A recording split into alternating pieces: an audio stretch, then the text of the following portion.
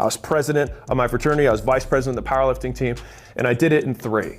Then I went into a white-collar job, management consulting for 2 years, and then while I was at that job, I studied very hard and got above Harvard Business School's GMAT mid-score.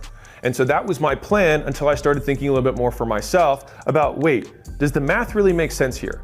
Fast forward a decade, I now own a portfolio of companies that does over $200 million a year. And I make these videos so that hopefully younger people or just people at different stages in their career can make better picks. And so that's my formal education side.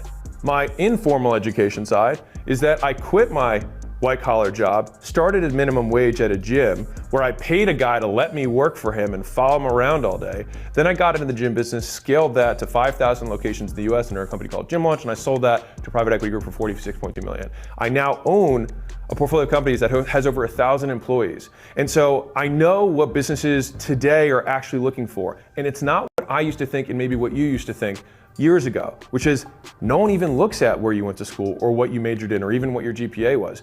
All we care about is your experience and the likelihood that you can do the job well. And many of the jobs that are available today, there is no school for. Because the school degrees and the things that they taught have nothing to do with how much the economy has changed. And I know you care a lot about whoever you're helping make this decision. I want you to know I care just as much. And I don't benefit from either of these decisions that they choose to make, except for maybe if they do something that adds benefit to the workforce, they might eventually work at one of my companies. But that's really it. And so I make this as even-handed